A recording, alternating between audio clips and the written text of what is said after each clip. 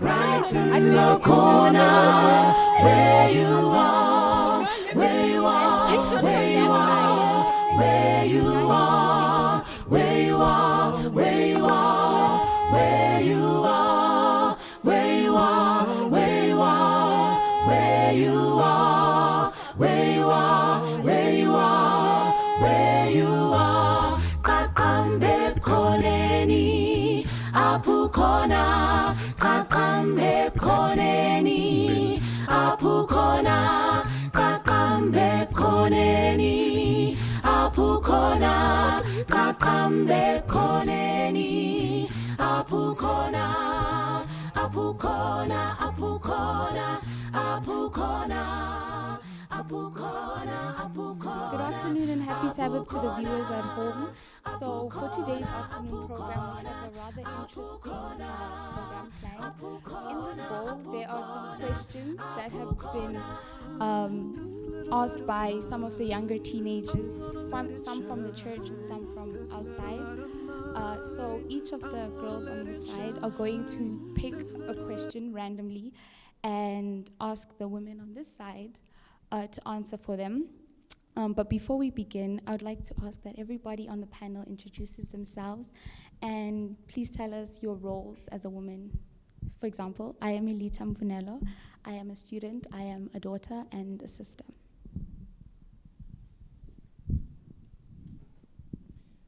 Good afternoon, everyone. My name is Hilda Gatle. I'm a mother of 3. I'm a sister. I'm an aunt. I'm an elder. And I'm everyone to anyone who wants me to be who they want me to be.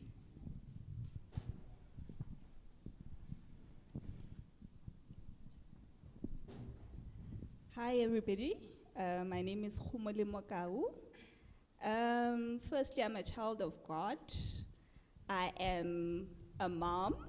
I am a cousin. Yes. And I'm a friend, so yeah, that's me.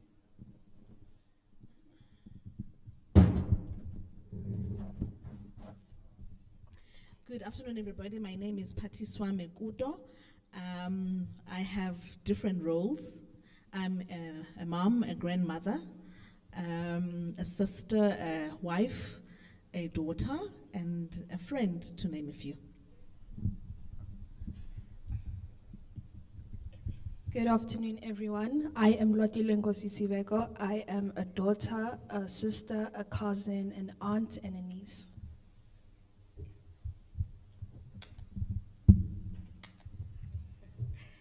Good afternoon, everyone. My name is Oratile Mkela Lewiso.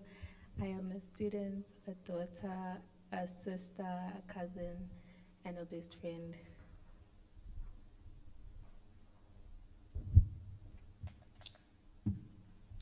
Good afternoon. My name is Mthandazo Mbali Dogota. I am a sister, a friend, and a daughter, and I'm also a cousin.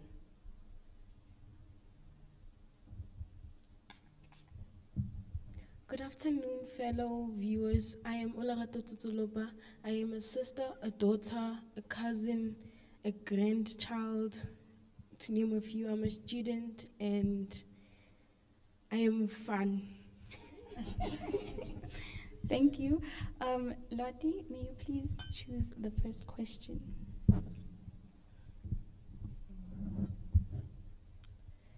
So the first question is, how do you know when you are ready to start having sex? Auntie Hilda, can you please answer this question? With a banger.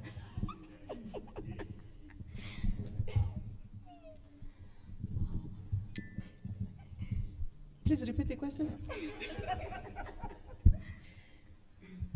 The question is, how do you know you're ready? How do you know when you're ready to start having sex? Sure. To be really honest, I don't think you know you are ready to have sex because of the environment at times, because of the upbringing. For example, myself, I told myself I want to finish school so that I'll be able to have sex. Sure, for my age, this is difficult. But anyway. And then after 6 years of high school, I went to varsity. And not thinking about what was happening, I found myself pregnant. But I was not ready. I was not ready. So for me, I can't say when you are ready. Because now it has to be a personal decision as to when you want to be having sex. Do you wait until marriage? Do you decide today to say, I want to have a sex before marriage? Or what are the values as a child of God would you instill in yourself to then decide when you want to have sex? But for me, I was not ready. I thought I was ready, but I was not ready. That's how I can answer for now. Maybe other aunties can help as well. Thank you, Auntie Hilda.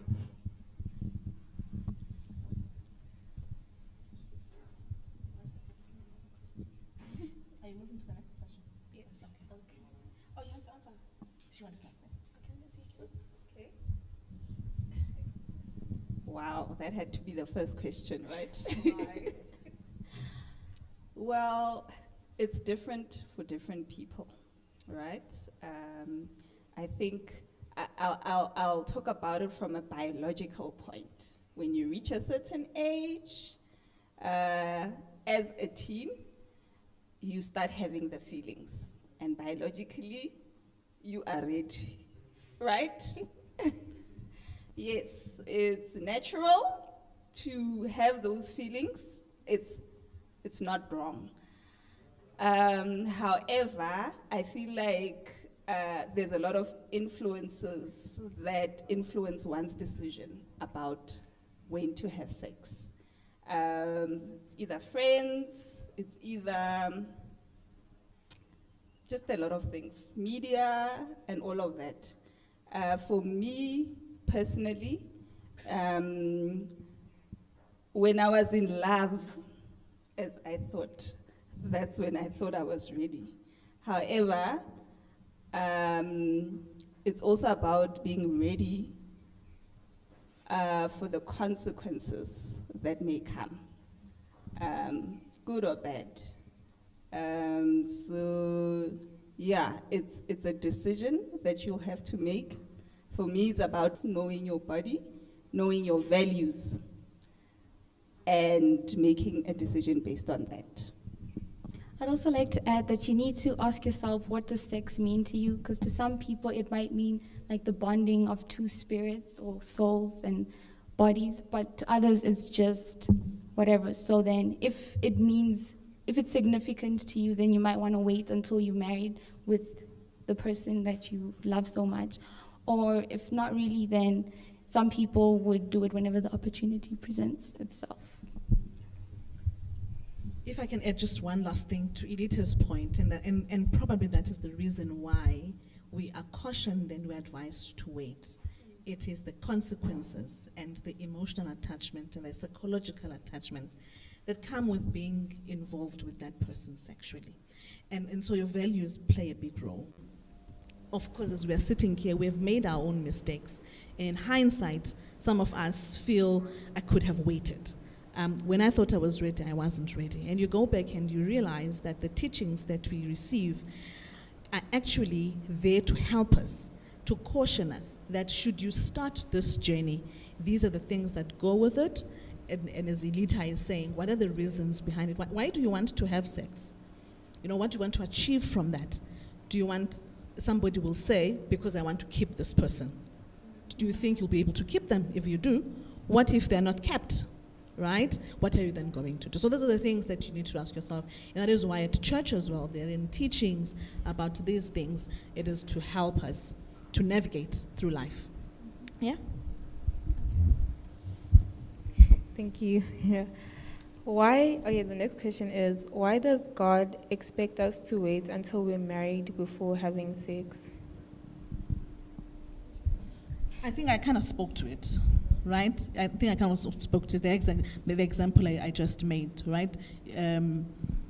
You want to keep the person is not kept, they leave after having sex. You then get a child out of wedlock. Ideally, God wants us to, have children in a marriage institution. So there are valuable reasons and spiritual, attachment and reasons for us to wait, so that you then have sex with somebody that God gives you, with somebody that will be with you till death do you part. Thank you. Domi, please ask the next question.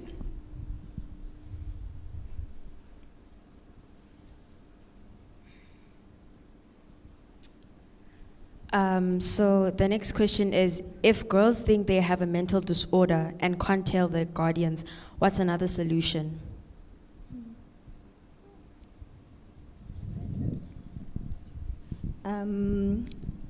First of all, I'd like to say girls should not keep quiet about it. There should be somebody in your circle that you trust. Whether it's an aunt,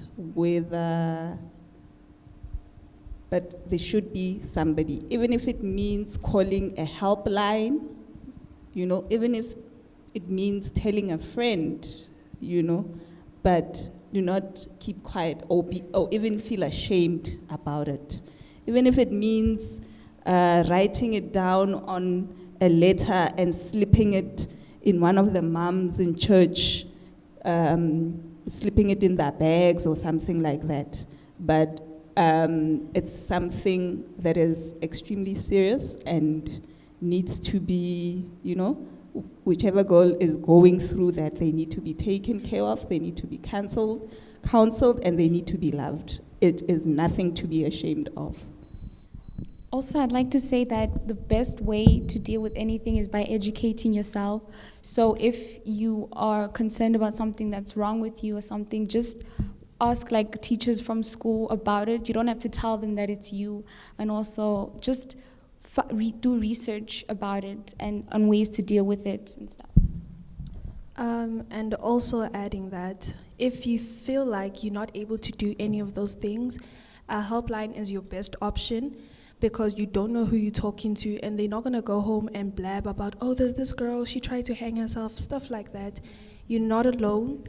There's someone out there for you. God will help you. You need to pray if you have to, especially if it had to do with traumatic things in your past. Honestly, there is help. You're not alone. We can help you as well. There are many other people you can trust outside of social media, like your teachers at school. That one girl that bullies you and stuff, she might even be able to help you. So just know you're not alone and you can find help and get over it.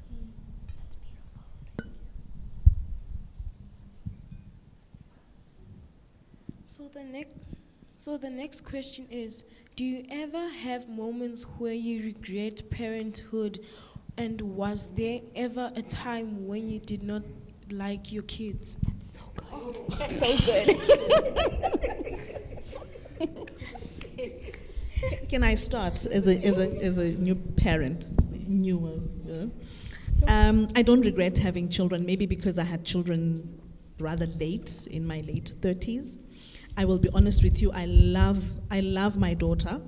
I love my granddaughter. I love them to bits. But there are days when I don't really like them because they annoy me, because they don't do the things that I want them to do. Firstly, because of age, and secondly, because they're just born into sin. But I don't regret having children. And I think it goes back to our first question, right? When you are matured, when you are ready, those things need to happen, because girls' parenting is not easy. Right? It is not easy. You need to be mentally ready, you need to be physically ready, you need to be psychologically ready to have a child, because it comes with a lot of responsibilities. When I was an aunt, when a child cries, I was able to take them to their mom, right? The first few weeks of me being a mom, I realized there is no mom to take this child to. I am the mom. So you need to be ready for those moments. So I'm a single mom. I had my son when I was 22, and I do not regret having him and choosing to have him. It is not easy. It is not easy at all. yeah, sometimes we don't get along. And sometimes, yes, I do feel like, oh, God, is this my child? You know? I love him to bits, but sometimes he irritates me. I won't lie, but I love him still, and I definitely don't regret. But it is a huge responsibility, emotionally, psychologically, yeah, and everything. So, yeah.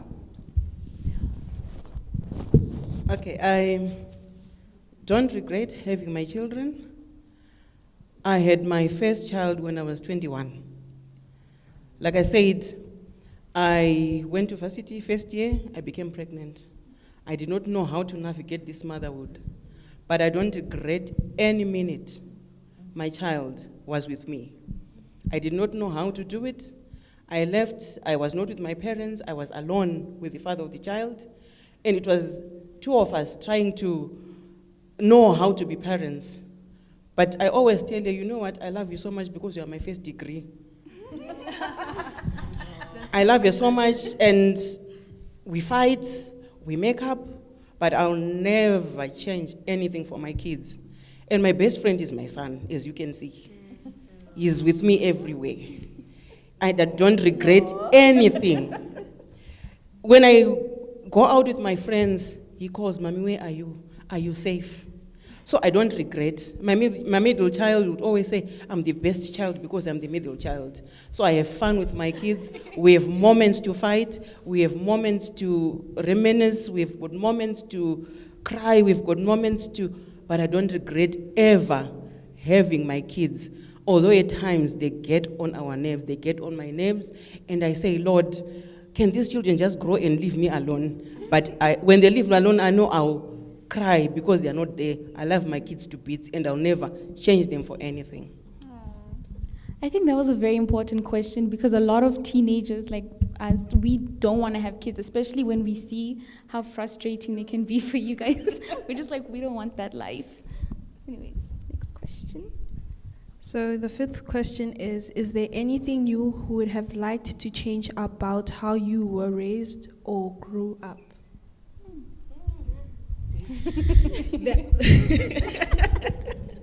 Okay, so I in my teens I was at a boarding school, right? And it was an Adventist boarding school, so it was like really, really strict. But at home, the one thing I wish I could change is how I related to my mother, right, as a teenager. I had nothing to say to her. We didn't have the kind of things I wanted her to tell me. I think she was also ill-prepared, or she didn't know how to, I don't know. But I wish we had a better relationship. We didn't have a bad relationship, right?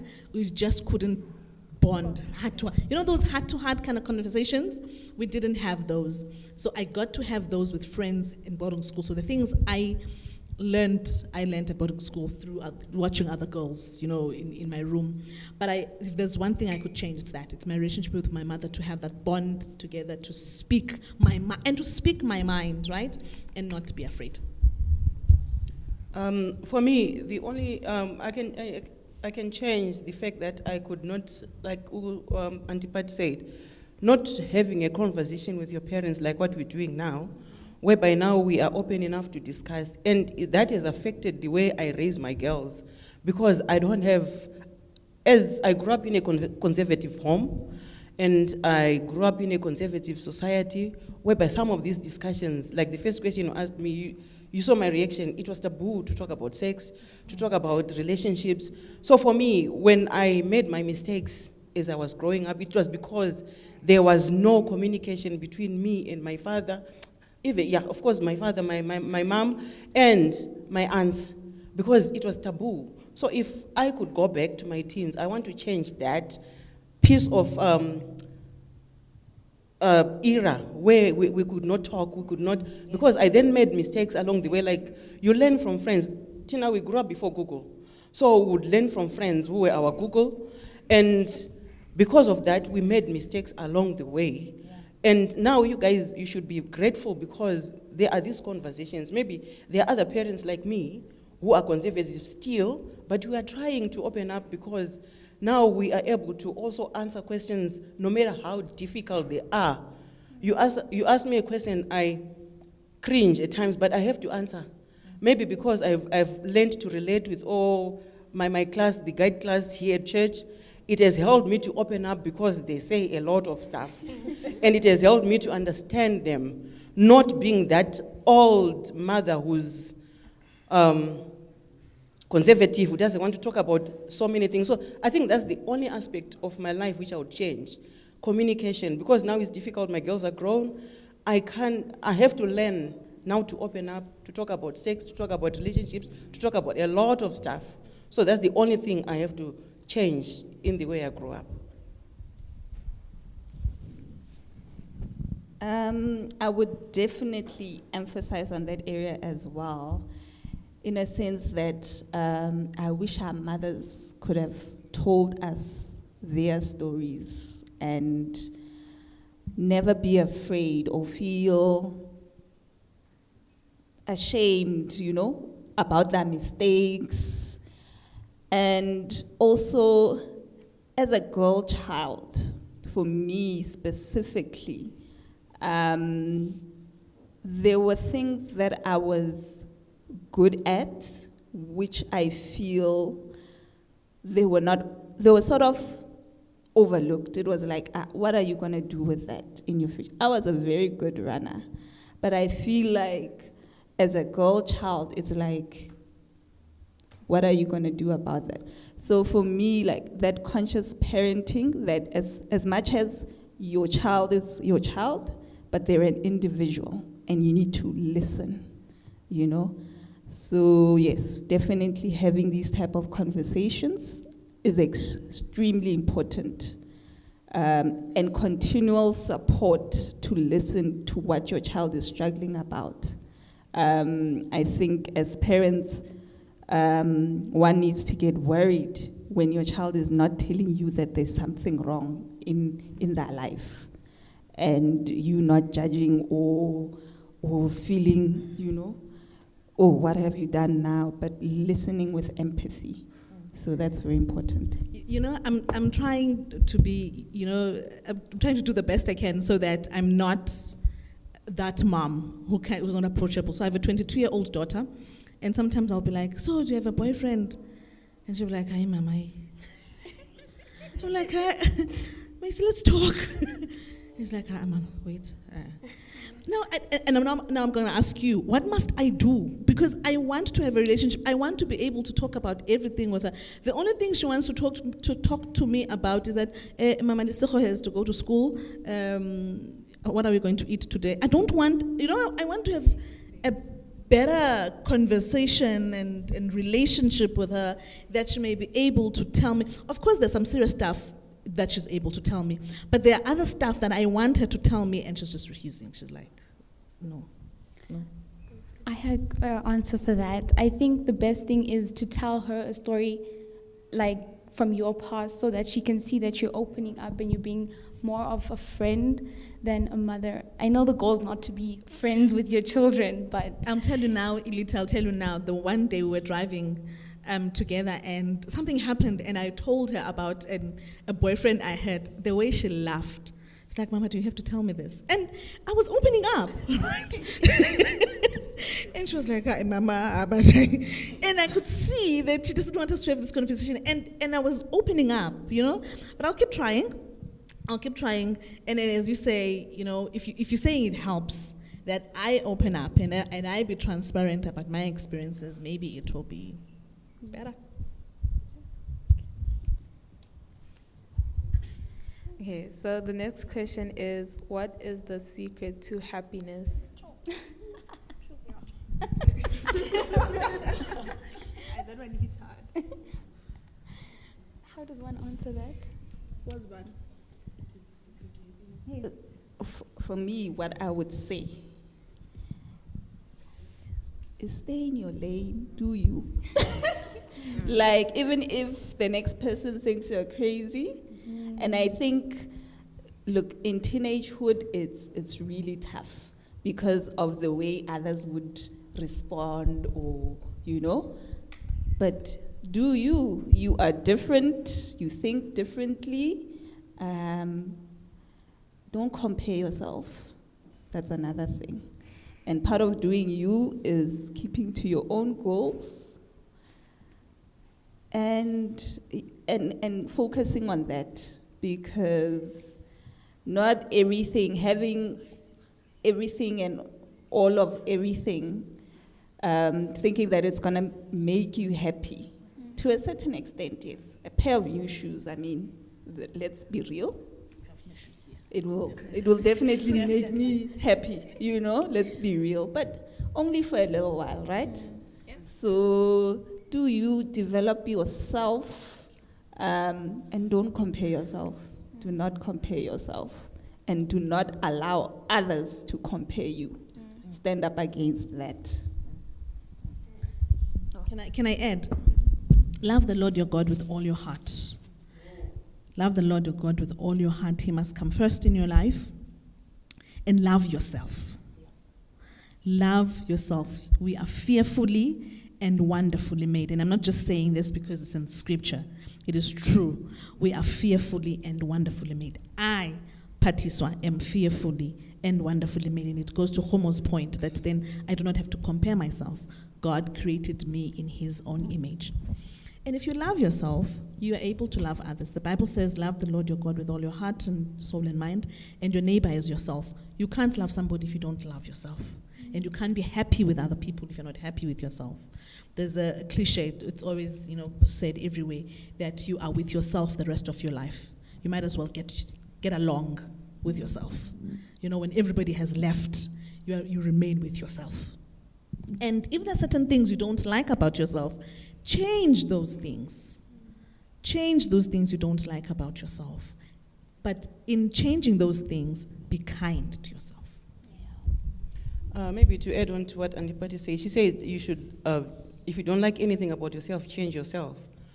There are other things which you can't change. For example, I'm dark. And when I was growing up, I was not happy because people would taunt me because I'm darker than maybe the normal dark people. And you think that because I'm not light, I'm ugly. Then I realized, no man, I'm black, I'm dark, and I'm lovely. And when you then get to that extent to accept yourself that you might be dark, but you are beautiful, because there are other people who are light, and they are not as beautiful as I am in my darkness. So when you get to realize that there are other things which you cannot change, and you accept yourself as you are, you find joy, you find happiness. And I don't have to do other things to make myself look any different, because this is who I am. God created me this way, and I have to love myself, and I find happiness in that. Yes, very important. I need to emphasize that when I say change yourself, I mean the things you can change. For instance, if you're not a kind person, you can change that, right? If you're rude, right? And so some girls tend to not want to associate with you. That's something you can change. Not your image, because your image is the image of God. It's certain traits about yourself that you realize, but I actually don't like doing that. Then those are the things that you need to see. Can I change those things? And if you can't change them, we have to ask God to help us. Can I just add on one thing that I feel like as a young woman, it's very important. Be clear about how you want to be treated. Yes. And draw the line if somebody steps outside that line, and they must know. Because you will not be happy when you have people who continually mistreat you. So be very clear. Because one of the things growing up as well, I don't think as a young woman, it was not encouraged to be bold and to be feisty when you have to. So that is extremely important for your happiness. Be clear, be very clear, and set boundaries that I will not be treated like this. Okay, so I wanted to add on to what the moms are saying. I feel like social media has a big effect on us because us as teens, we tend to, spend time on social media platforms. So with that, we see girls that, are perfect. In our eyes, it's like they're perfect. So we start to see ourselves as imperfect, and we start to look at our flaws more, and we try to change that. But like you said, if we see something and we want to change, we can change, but we have to be kind. Sometimes we are not kind. Like for instance, weight. Sometimes you can see a girl on social media, she looks beautiful. Maybe if you're thin and she's like, she has the perfect body, slim, thick, as we call it, you would want to be like that. So You said slim what? You said slim, thick. It's like hourglass shape. slim thick. Yeah, Yeah. like slim waist but Is thick that thighs. now the right way of saying it? Because sometimes sometimes you want to say a word and then you realize it's not politically correct. So especially when it comes to weight, I always say you say the wrong words. What? Slim thick. So, okay, at school, let me set an example with myself. At school, I do get a lot of compliments about my body because I do have that type of social media body that people would want. There's a girl. It's this body. Yes, so a girl in my class, like she shocked me. Like she's always bubbly and happy. One day she comes to me, she's like, "What do you do to your body?" I'm like, "I do nothing. I'm just an athlete. I run, I work out. When I go home, I eat my healthy food. I do eat a lot, but I have my limits." Then she's like, "I'm gonna end up giving myself anorexia." I'm like, "Don't do that. Anorexia is a bad sickness, number one. Number two, when you maybe get the treatment in time, there are things in your body that won't be reversible. So wishing to have my body is not going to make you look perfect. You're gonna regret it. Girls, you should love your body. God made it the way He thinks it perfectly fits you. If social media has comments, tell them, okay, I don't care, it's your comment. I'm gonna love my body. I will go out, I will wear whatever I want, you will not judge me, and stuff like that. Social media is not real. Trust me, even the Kardashians, you can see them. It's not real, it's made up. Okay. I'm so glad you're saying that. I'm so glad it's coming from you guys that social media is not real. There are lives behind the lives that people portray on social media, right? It's a facade. And another thing that I want to add, you know what? If it disturbs your peace, you have to come to a point where you make a decision and say, I'm not going to look at this anymore, because the way it is with social media, it's like a type of body comes into fashion, right? And all eyes are on specific people who are shaped that way. And then, before you know it, it's another type of body or skin color, yellow bones, and then you feel accepted and what. And then as soon as they go to the blackberries, it's like, ooh, the yellow bones. You are, So it does not encourage self-love at all. So you need to protect your peace at some point. That goes with your mental health.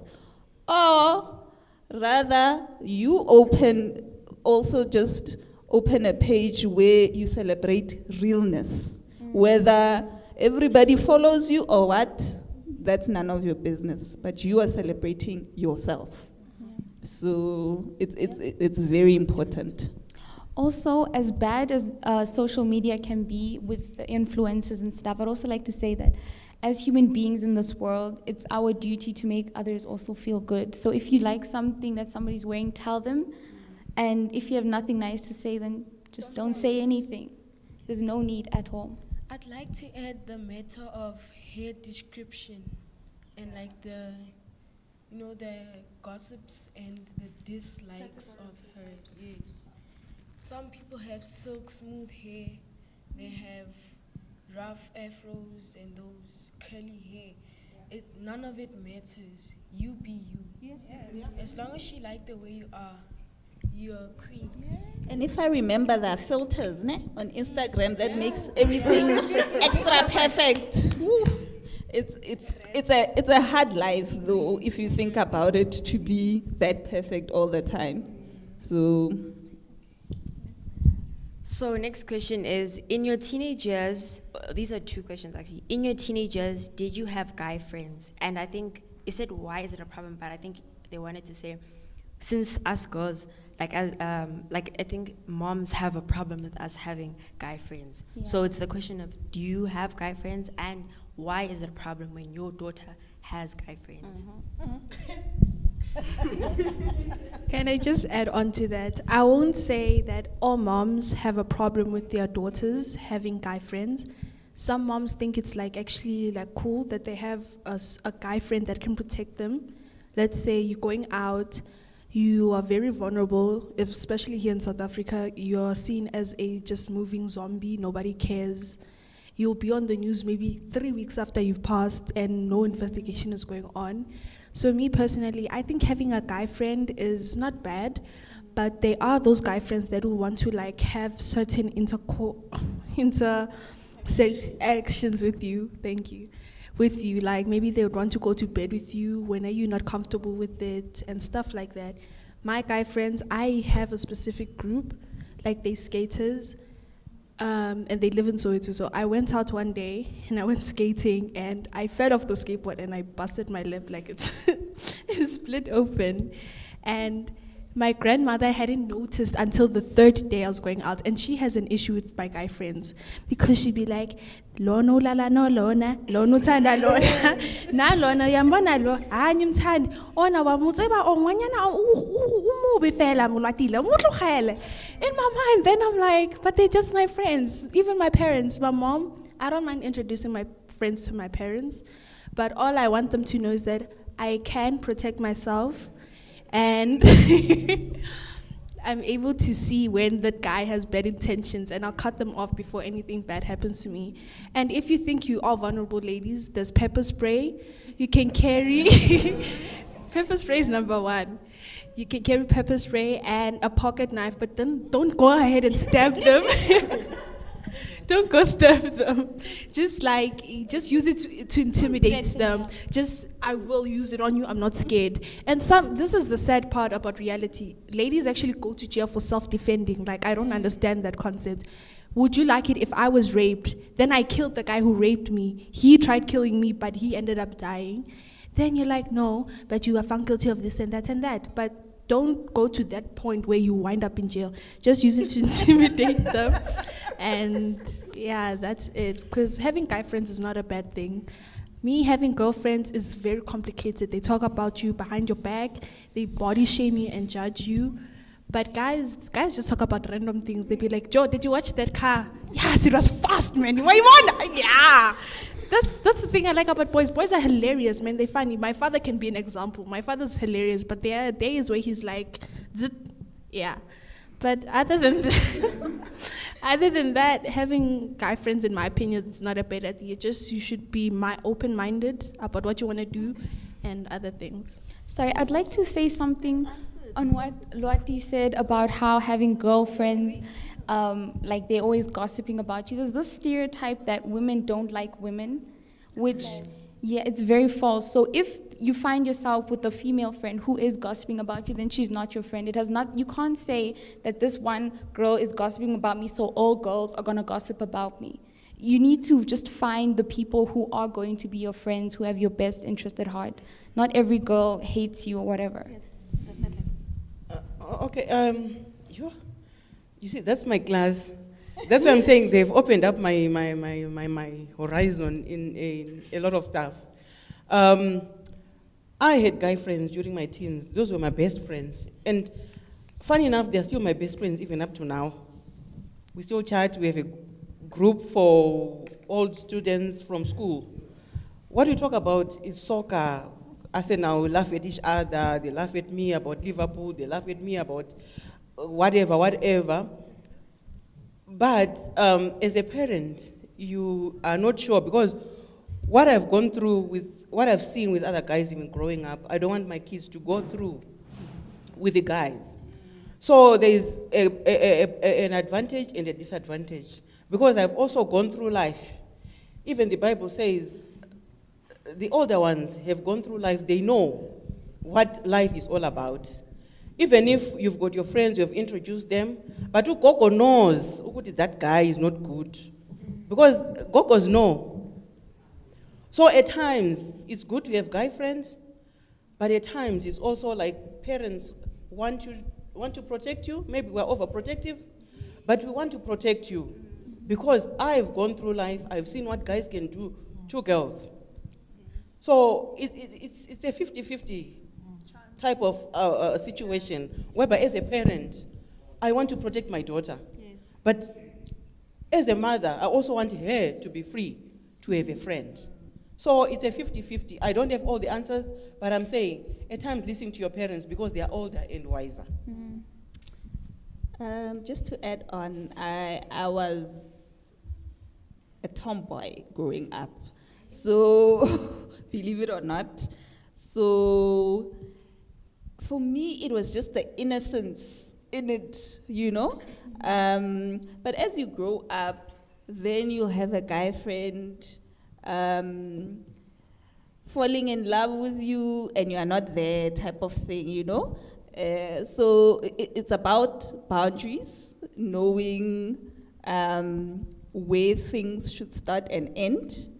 But what I would say in terms of doing things differently is also letting your family know who are your friends, right? That keeps accountability, and that also keeps for safety as well. I think it's a bit difficult when just like you saying, your gogo will say, yeah, you see that one, he's that.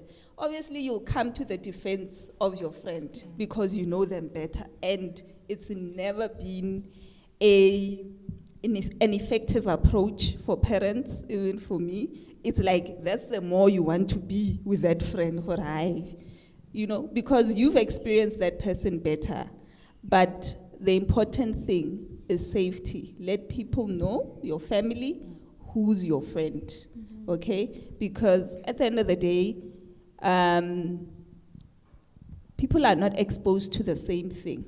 Some people come from a household where there's abuse and they think it's normal to hit you when you say no or something, you know? So that's very important. You can go.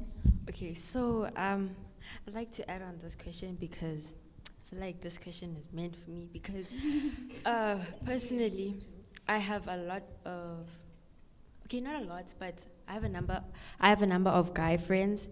So my mom and my aunt, they are very, like, I don't know what it is. If I can sit with a group of guys and these guys are just friends, if they can see me in there, they'll be like, maybe if they're fetching me from school, they're like, so you're sitting with boys, da, da, da. But then, even if I can try to like introduce my mom to one of the boys, it's gonna be like, hey, is it a boyfriend, what. The only boy that my mom knows, he's not straight. And that's, it's like, my mom is okay with that, because obviously she knows.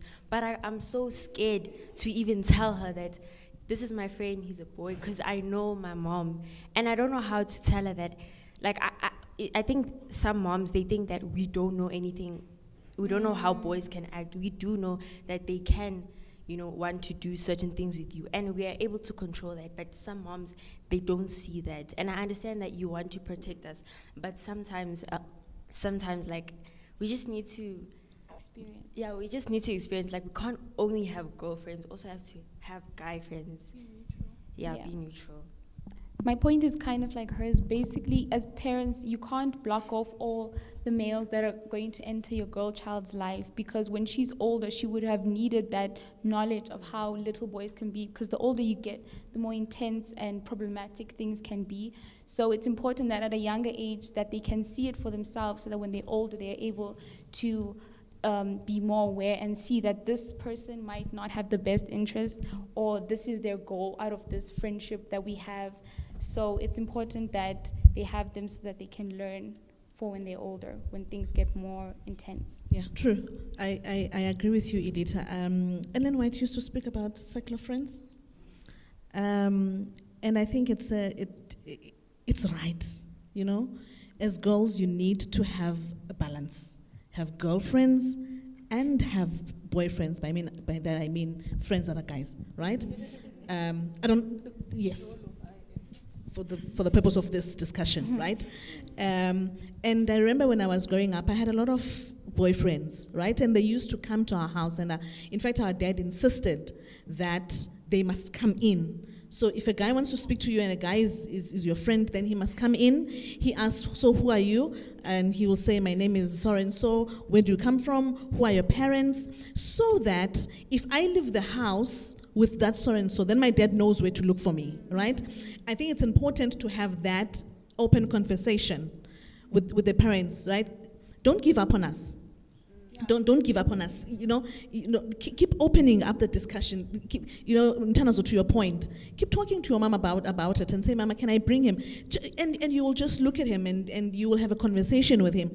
Susan will at some point also, try to say, okay, these guys aren't so bad after all. We fear what we don't know, and that's what's happening with parents. We fear what we don't know, and we see the things that are happening outside. We see girls going out with who they call their friends. The next they don't come home, they are dead. They are raped, they are what? We fear that. And it's not because we don't trust you.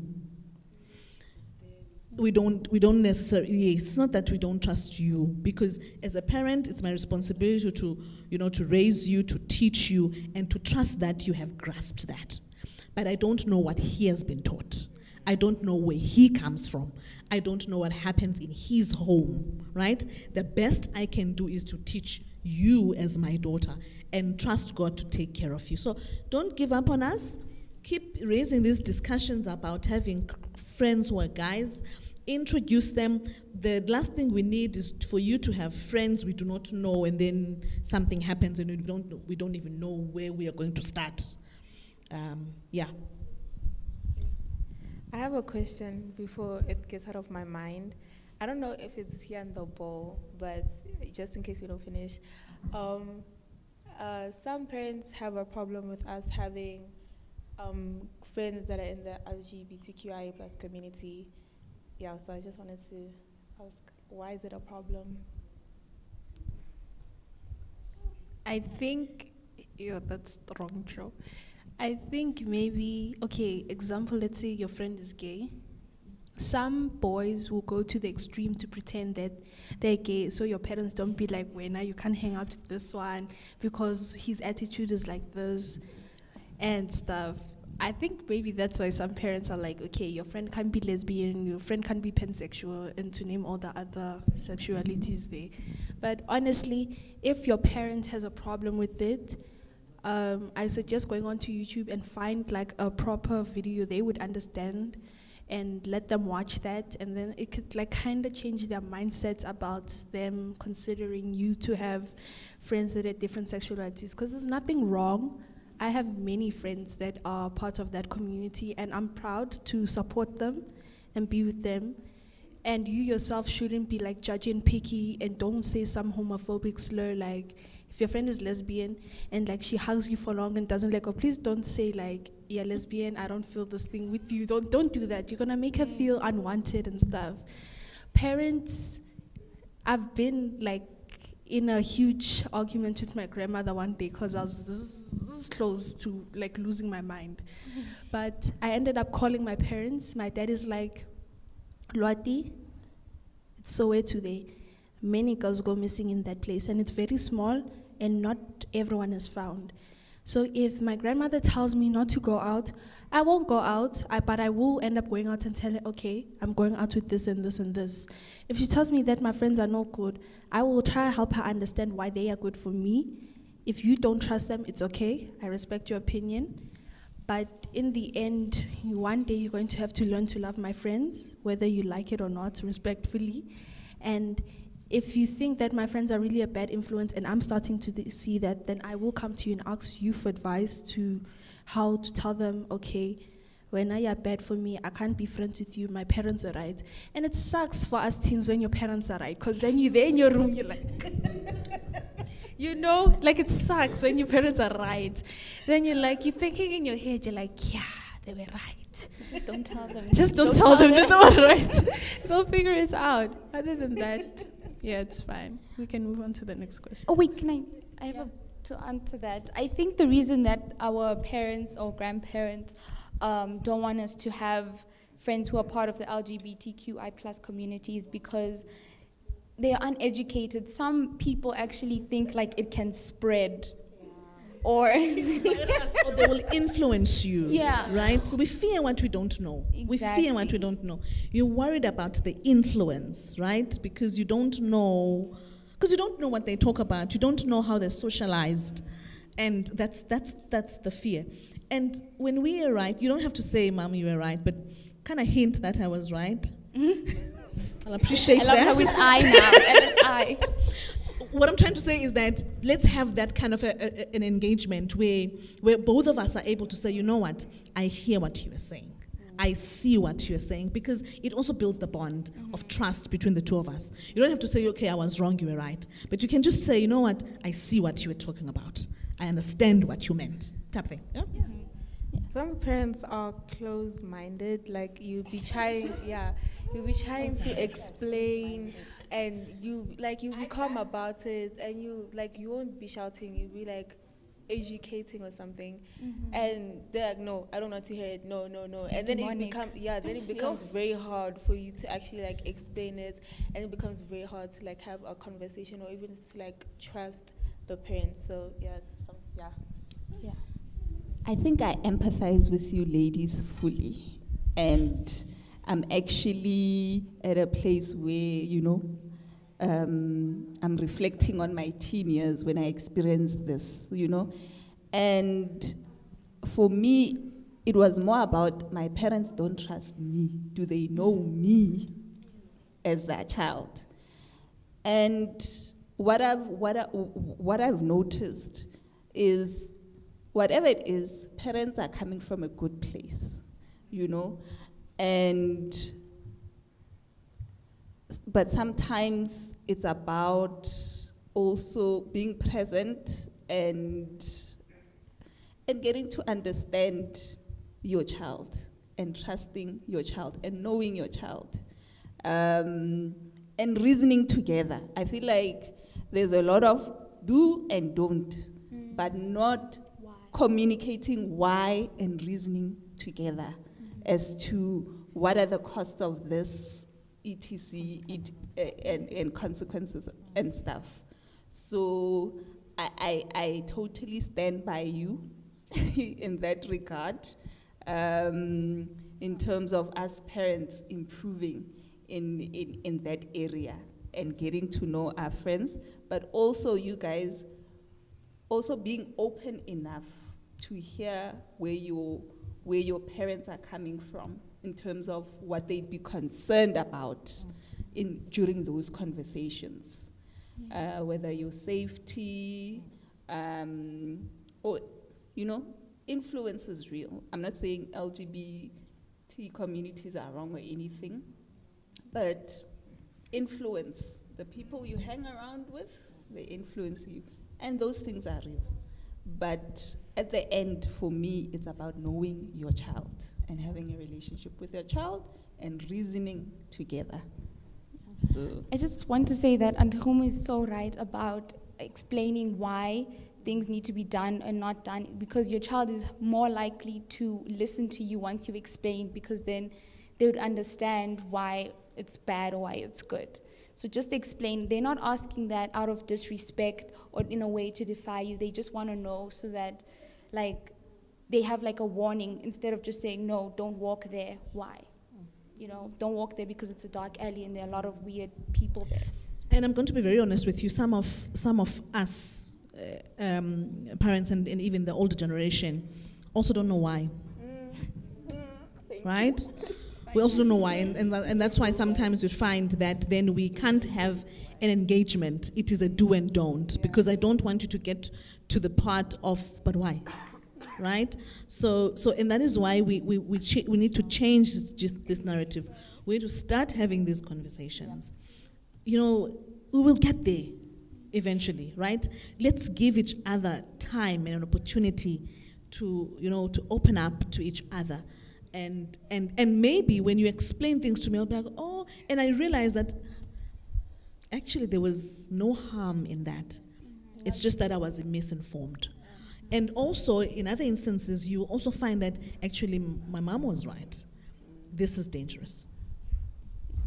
I'll give you a hypothetical example as a mom, what I've experienced recently. My son, I've got a son. He comes to me and he says, how did he put it? So, mommy, when I'm this and this age, I'm gonna go to the club. And I'm like, what? And I just held myself. We haven't spoken about it, but for me, it was about, okay, how do I address this? Because even other than caught off guard, now I'm reflecting when my mom didn't want me to go out for a tea party, and can you hear me? Yes. Or just, to go out and dance, so for me, I couldn't just say no. Well, it is no for now, but it's also about getting to that point where we reason and see, what is the pluses and minuses of being there. What I want to appeal to the teens is work with us, understand us. We are from different generations. You guys are more on social media than us. Like I said, some of us lived before Google. So I grew up, like I said, I mentioned, I grew up in a conservative environment. So work with me. Don't be rude to me, because if you are rude to me, I'll become the parent and you become the child. And then we don't have conversation. So at the end of the day, work with us so that we are open-minded as well. It's not that we will say no to everything. We won't understand everything. But also be patient with us. Give us time to also research and learn about these new things which are coming up, which we never experienced as we were growing up. So that's my appeal to the teens, is to say, ladies, work with us so that we have a conversation. Because if you don't work with us, and like what Lottie said, she nearly had a fight with the grandmother. That's not necessary. Because if you're now fighting with your grandmother, there's disrespect in there, and the grandmother won't give you a chance to explain. So give us a chance. We are older. We might not understand, but make us understand. And in the end, we have a conversation. We understand where you're coming from and where I'm coming from. Just a last point. If your parent is like very, how do I put this? Like, they like the Bible, like they follow everything in that Bible. You don't dress like inappropriately and stuff. If your parents have that mindset, it becomes toxic as you grow up. It becomes very toxic, especially when it comes to the LGBTQ community plus and stuff. You have to like help them understand not everything in the Bible has to apply to modern times. Besides like the 10 Commandments and stuff, lying, I have a lying problem, I have to stop. Stealing, adultery, and worshipping other things besides, if it's your religion to do so, then it's okay, it's my respect towards you. There's nothing wrong with that, but please just help your parents understand. Also hear them out. If they're right, they're right. They're wrong, they're wrong. We're all humans, and yeah, we make mistakes. You can say a question. So the next question is, why can't we pierce anywhere in our bodies, and why can't we wear earrings? Can I please add on to this question? You see, it says, why can't we wear earrings? So me and my mom, we always fight about this. Because I wasn't 7 days, since the beginning. That's why my ears are pierced. So I tried to, things fair. Because she wears earrings to work, to everywhere, but I can't. She can't even buy me earrings. So I was like, at church, when it's church things, I don't have to wear, I don't have a problem with that. But if I'm going out or going to school, I also want to wear and look nice. But it's a problem with her now. Yeah, and also, like, Mama referenced me to Leviticus 19, I think, somewhere there. And it says in that verse, do not cut your body for the dead. Now, for the dead is like, exactly. So, people that are like dead, I think, like, want to commit like suicide. So, for me, it's like piercing my ears, committing suicide, two different things. It's very different. And to the, like, she doesn't answer, like, I'm like, Mama, can I pierce my ears? She's like, no, why? Because what? The Bible says so. And I'm like, okay, where in the Bible? And I found like 2 verses, one in Genesis and the other in Ezekiel. I forgot, I'll check later. But literally women in the Bible wore earrings and nose rings and everything. So for me, I don't see it as a problem. I just wanted to say that. On to what she's saying, you have, again, ask yourself, do you really want earrings or is everybody else just wearing earrings? I don't want earrings, but not for religious purposes. I just don't want to put a hole on myself. Yeah. So I don't, like, if you want to wear earrings, then cool, whatever. But do you really want to have a hole in your ear besides your hearing ear? I'd like to add. Okay, I'd like to add on that it's not about being the popular, the style, the modern styles, and it's like being you and what you want, something that will satisfy you and something that will make you happy. But guys, piercing yourself also like comes with a lot of consequences. Starters, you can get infected. Number 2, your parents are like telling you the risk it comes with it. I've passed the fact, and it's painful, guys. Don't think it's just because your friends like, nose piercing, easy peasy. There are people that are literally crying because it's sore. People's hoses close, and like it's very painful. I've passed the cycle where I told my mom I want to pierce myself. So I suggested that she buys me fake like earrings and those things so I can just like do it once and then be able to take it off. Because my school doesn't mind if you pierce your ears like this, but then you have to wear like transparent ones. But piercing comes with a lot of responsibilities and consequences. Just listen to your parents. Don't put a hole in your body. It's not worth it in the end. Can I say something? Do we need to say anything? Clearly not. We don't need to say anything. Okay, guys, They've for answered. me, I was not an Adventist before. I've got piercings.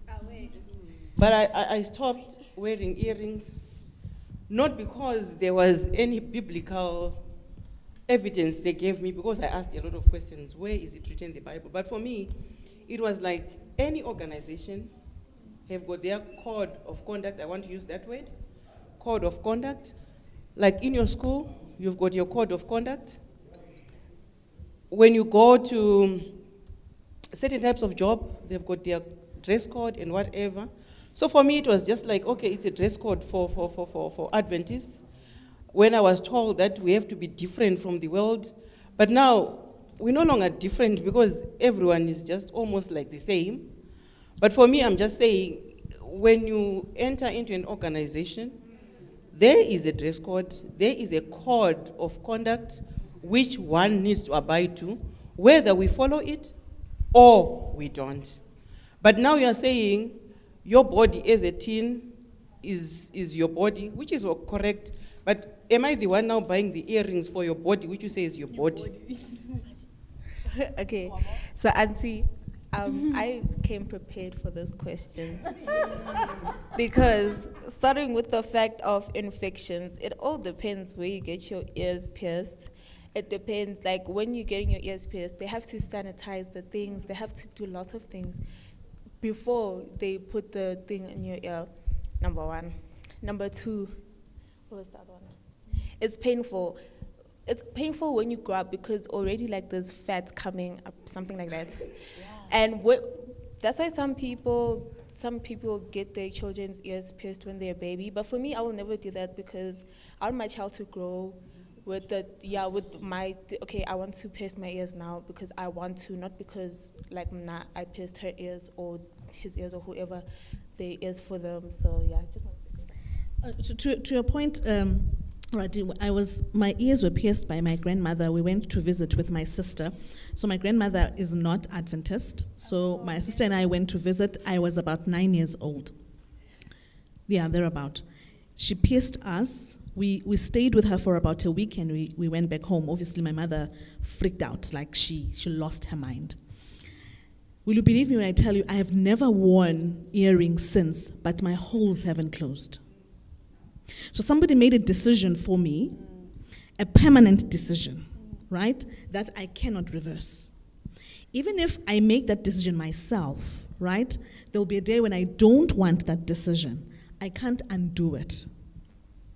The other reason, as Hilda has said, is that the reason why, in the institution, that they decide that, we no earrings, no jewelry, and all of that. There are good reasons, right? It was not just somebody who thought, I don't like earrings, so they mustn't wear earrings, right? There were good reasons why they came up with that, because we don't, as a church, right? The church doesn't want to, is discouraging, vanity and outward adornment. Because sometimes you get to a point where, not all of us of course do, I mean, somebody like Homo is just a small stud, right? And nobody even sees it, right? But you get to a point where you overdo it. You want to pierce the noses. You then pierces the whole ear. And then you pierce, you're right? Where do you end? Where do you draw the line? So, appearance and more adornment should, it's the character that should be developed, and that's what the church says. It's the character that should be developed more than the outward appearance. I don't wear earrings because I don't like them. I feel I look silly when I'm wearing them. I tried a friend's one time and I was like, I will never wear these things, but I still have my holes, right? And other people feel that when they're wearing their earrings, they look beautiful, well and good, right? But what is important is the outward appearance should never outshine or become more important or be the one thing that's put out there that you are known for more than your character. That's for me. There are valid points all around. I personally have small stats. I personally, like growing up, just like you, we were told, don't put earrings. You're not allowed.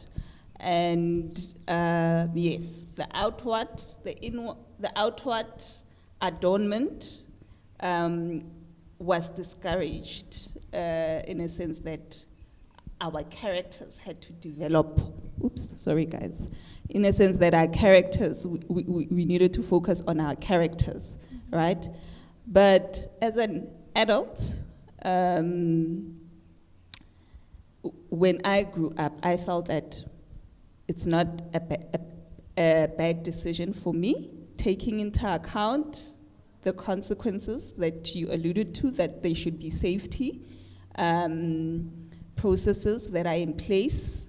And for me, I'm comfortable about it. I do not feel like I am being vain. I do not feel like my character is compromised or anything like that. And I feel like I am adorning myself to a limit that I feel comfortable with. Also, since we're talking about how much our inside personality matters more than our outward appearance, sometimes these things that are like not banned but just wrong in the church's eyes are a way of self-expression, like earrings or tattoos and etc. So we also need to just keep in mind that this person is showing their inward selves outside. You've got it. Yeah. That's what individuality is important as well. I don't know what question we're on, but I'm just gonna move on. Have you ever been heartbroken? If so, how did you move on? I think we know why the mothers are laughing, eh? Right? They know what we are up to these days, guys. It's shy. You guys, not me. You guys. No, okay. Moms, have you ever been heartbroken? Hi, talking from experience, getting your heart broken, it's okay. You're going to have to deal with a lot of emotional things. Just to remind you, your mom is here too. She knows everything. Trust me, she knows everything. I tell my mom everything. I tell her where I have a boyfriend, where does he live, but I don't go into like full detail. It's not inappropriate detail. It's like, there's a time on Friday we were having like a little family gathering. We're chilling together there in the bedroom. Then my little sister comes up, is like, Lottie has a boyfriend at school, And I was in grade 6 at the time, so it's pretty young for me to have a boyfriend at that age. Ati, yeah. Then what comes, like, yeah, man, he has a big ears, big nose. They call him Opa because he has gray hair. I'm like, wow. Guys. But when me and Opa, I'm not going to expose his name, broke up, I didn't feel pain. It's like, I was young, yeah. There was no commitment. It was not commitments. Like, we were playing the games we'd play as kids, like mommy, daddy, auntie, sister, brother, those type of games. That's how I felt in that relationship. But growing up, it hits you, especially when it comes to social media. You're going to see that this one has this relationship, that one has that type of relationship, and you would want that. But the thing is, you are not emotionally prepared, you're not physically prepared, and having a partner comes with a lot of responsibility. Even during marriage, you can ask any adult, but but don't ask it out of disrespect. You must ask it properly and try to tell them what you want to learn. Because the thing that comes with the relationship is your commitment. You have to be committed to have all these things that you see on social media or even outside in real life. And the most painful thing coming with the relationship, it's the arguments, it's the cheating allegations, scandals, stuff like that. How old are you again? Okay, Lord, you're making me feel so old. I'm sorry, but all I'm trying to say is that don't date at a young age. Wait until you're 18 upwards, then you can date. Finish school. Because when you come to high school, you gotta focus. Also, me, I'm struggling to focus, but I'm trying to be like there. I am, mama rest. So I'm not trying to focus myself on getting the popular boys' attention. But the matrix are leaving. It's useless if you try to get their attention. Why are you trying to get matrix? Okay. It's not. This is a question. I also ask my friends these questions. It's not mine. There are girls that. But what grade are you in? I'm in nine. Grade 9. I'm in grade 11. I'm not even looking. Okay, it's fine. These are my friends' questions. But other than that, just focus on your schoolwork. After 18, because 18 in South Africa is the age of consent. Like, you're an adult now. Your parents can kick you out of the house if you mess up and stuff. Finish school, graduate, get a degree if you can, get a nice proper job, make your parents proud, then you can go looking for boys and stuff. But yeah. There's nothing left to say. There's nothing left to say. You've said it all. You need to be matured to be heartbroken for you to be able to deal with the heartbreak. Yeah. As I said initially, I went to a boarding school, and so we had boyfriends there when we were 13, 14, 15. Then what used to happen was the following year there will be newbies, right? They used to call them Mimisila. So the new beautiful girls come, right? And they become the center of attraction. And trust me, every year there used to be 4 or 5 new beautiful girls, right? That are in standard 6 grade 8, grade 9, right? Come grade 8, grade 9. And my boarding school was up in Transkei, and most of these girls were coming from Joburg. Joburg used to come in a bus, right? It was a Trans-State bus. They used to come in a bus, and they had the most beautiful girls. They dress smart, and then the next thing you see, your boyfriend is not talking to you at supper time at the dining hall. Guys, you get your heart broken, yeah? And it's as if that's not enough. When you get to the girls' dorm, they stand by the passage and they sing for you. Bamshaying Estina Wakal. and they will sing that song for a whole month. I promise you, it used to be painful. It happened to me once.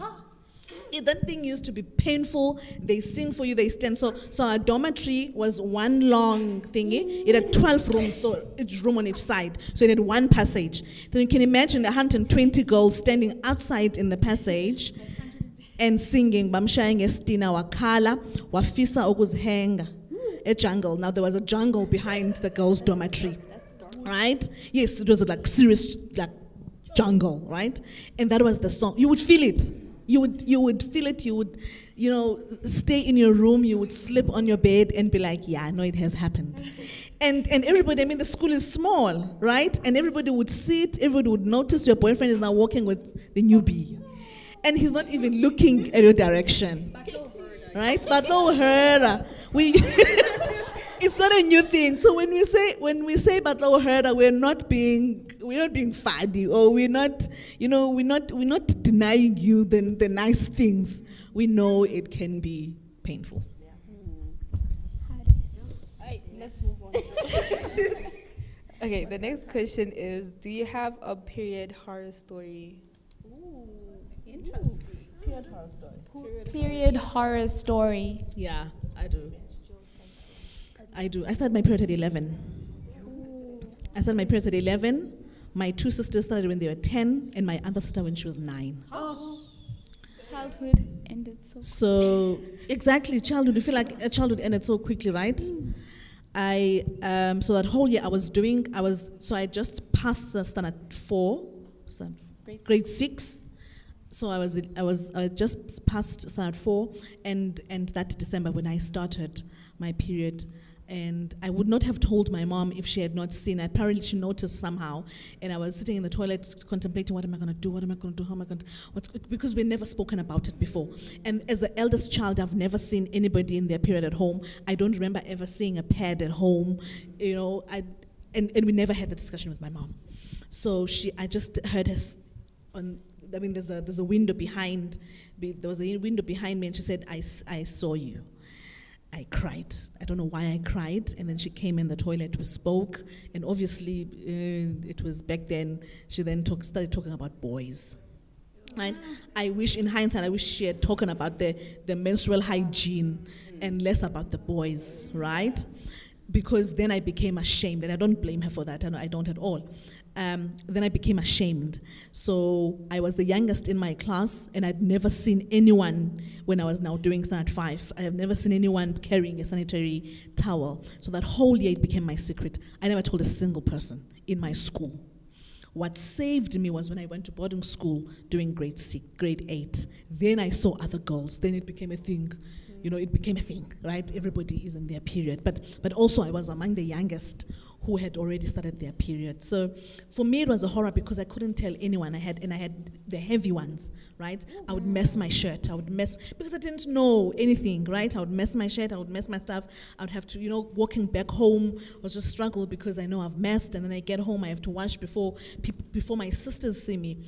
The other day we were talking about it with my sisters, and the youngest laughed because she says when she started, she was scared because she had never seen any three of us carrying a sanitary, and I don't know how was that possible, because it means we never spoke about it, right?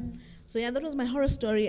The fact that I went through it the whole year in my school. I had friends in school, but I never told anyone.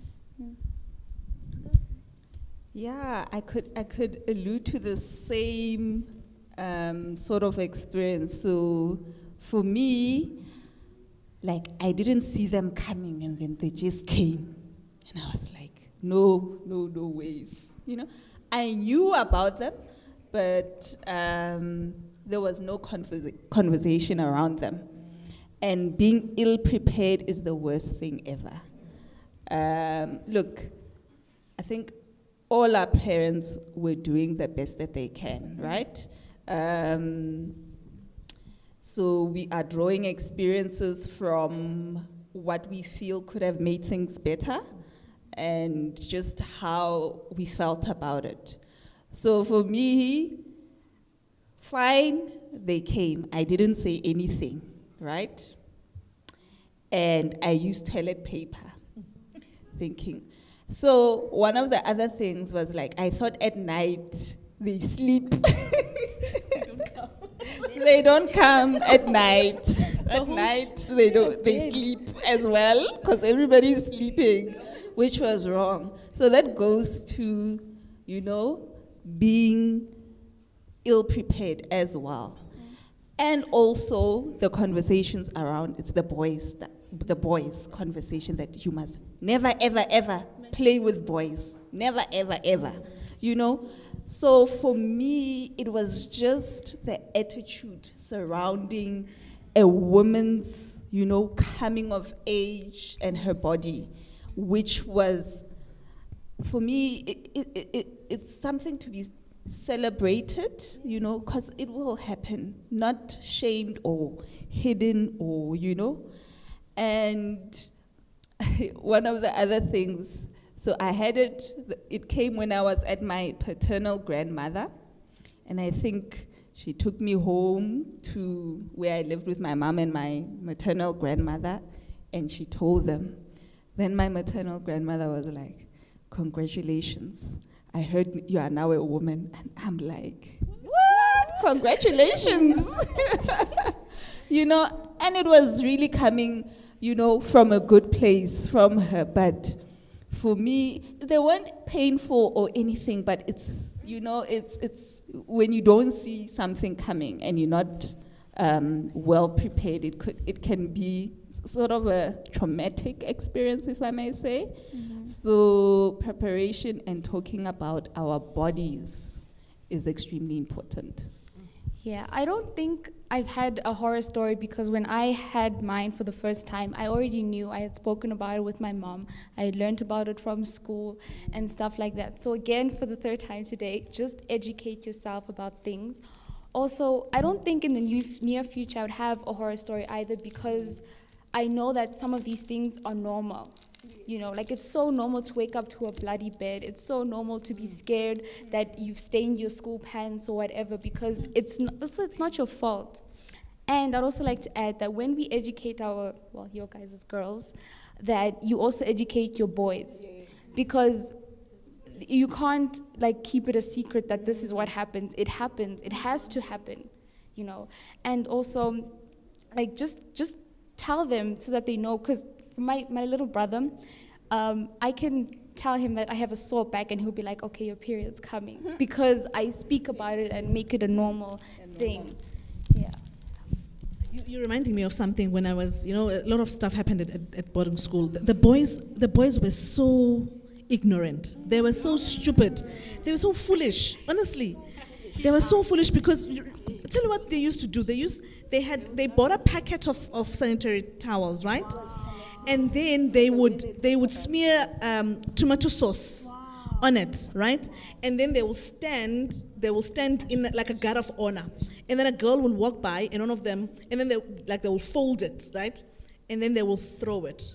And then one of them will be like, "You dropped something."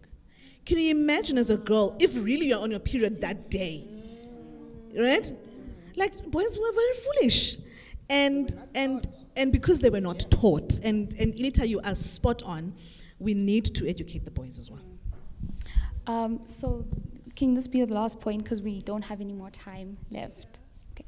And ladies, if you skip a month on your period, it's totally normal. You don't have to wait. It's just you're not pregnant. You're not pregnant. Yeah, it's normal to skip a month. You're fine. You won't die or anything. Yeah. Also, there are very weird symptoms of a period. Like you can get diarrhea, or you can get constipated. You can get insomnia. Your body hurts, acne, and stuff like that. So, sorry?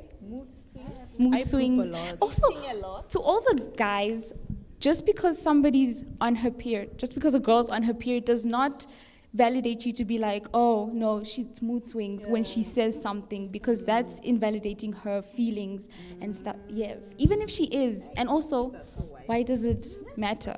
No. We have more questions. Oh, we can't. No more questions. No more questions. Yeah, this is the end. Thank you to everyone at home who joined us on this very interesting conversation that we are having today. I hope you guys enjoyed yourself, and I'd like to wish you a happy week going forward. Thank you. Brighten the corner where you are. Brighten the corner where you are.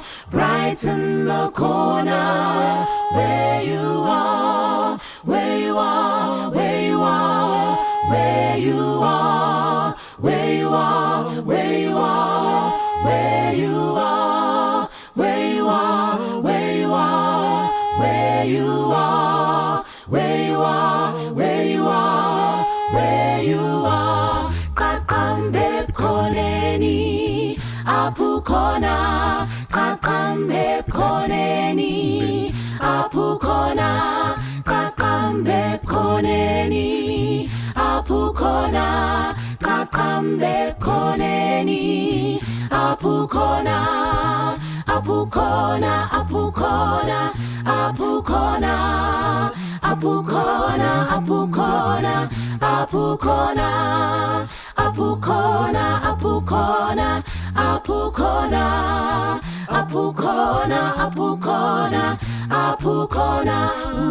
This little light of mine, I'm gonna let it shine. This little light of mine, I'm gonna let it shine. This little light of mine, I'm gonna let it shine. This little light of mine,